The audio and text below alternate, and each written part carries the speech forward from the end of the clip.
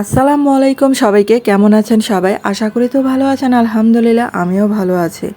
আর আজকে আমার চ্যানেলে যারা নতুন আমার ভিডিও দেখছেন তাদের কাছে অনুরোধ রইল, প্লিজ চ্যানেলটিকে সাবস্ক্রাইব করে আমার পাশে থাকবেন। আর এখানে যে ঢাকায় এসে আমার বাবা তো প্রতিদিন বাজার করে, বাজার করা মানে আমার বাবার একটা রোগ মনে হয়। আর এই যে মা রান্না করে বাবার পছন্দের খাবার, তো বাবা এই যে বাজারে গিয়ে পুঁই শাকের যে ফল সেটা নিয়ে আসছে, আর এই যে নতুন আলু কেটে নিচ্ছে। তো মা এখানে এই যে শুটকি দিয়ে এটা রান্না করবে, আর বাবার এটা অনেক অনেক পছন্দের খাবার। তো এই যে মা আজকে রান্না করতেছে, আর এটা কিন্তু আমারও অনেক অনেক পছন্দের একটা খাবার।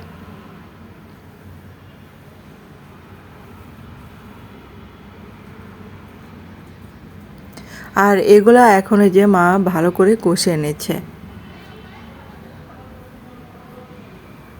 আর এদিক দিয়ে আবার এই যে মাংসের শুটকি যেটা সেটা এই যে সিদ্ধ করা, আর এখন এগুলো আমি একটু ছেঁচে নিচ্ছি। আর এই মাংসের শুটকির রান্নাটা এত এত আমার পছন্দ, তো যখন যেদিন রান্না করবে সেদিন আমার ভাত খাওয়াটা বেশি হয়ে যায়, কারণ অনেক মজার হয়। আর মা এগুলো একটু ছিঁড়ে ছিঁড়ে দিচ্ছে, এগুলো যেহেতু একসাথে বড় বড় থাকে তার জন্য একটু হাত দিয়ে ছিঁড়ে ছিঁড়ে দিতে হয়। যারা মাংসের শুটকিটা শুকিয়ে নিতে পারে তারা কিন্তু অবশ্যই খায় এটা। তো এটা কিন্তু রান্নাটা আমি দেখাতে পারি নাই, কারণ অফ ক্যামেরা একটু আমার কাজ ছিল। আর এই যে মা এটা রান্না করে নিয়েছে আলু দিয়ে, আর এখন এই যে খেতে বসলাম। আর এখানে আমি আলু ভর্তা করেছিলাম, আর এই যে বাইরে গিয়েছিলাম, তো বাইরে গিয়ে রাজকাচুরি খেলাম। আর ঢাকায় আসছি, রাজকাচুরি খাবো না, এটা হতেই পারে না। আর এটা আমার প্রথম টার্গেট ছিল যে ঢাকায় এসে রাজকাচুরিটা খাবো।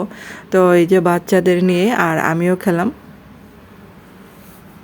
এটা আমার অনেক অনেক পছন্দের একটা খাবার।